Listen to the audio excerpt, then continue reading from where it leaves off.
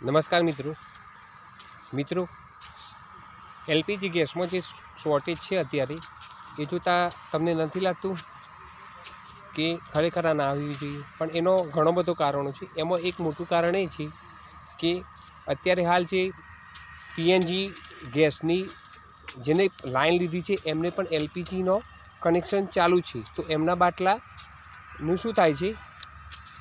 એમના બાટલાનો દુરુપયોગ થાય છે.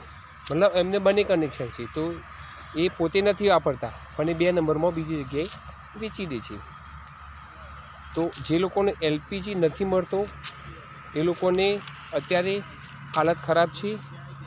બીજું, ગામડામાં 45 દિવસની ગેપ આપી છે કે ભાઈ 45 દિવસ પછી બાટલો ભરાય, પણ ઘણીવાર ફેમિલી મોટું હોય તો એકાદ મહિનો જ બાટલો ચાલે છે, તો એમને પણ બાટલાની તકલીફ પડે છે. તો શું તમને નથી લાગતું કે જેમને પીએનજી છે તેમને એલપીજીનો કનેક્શન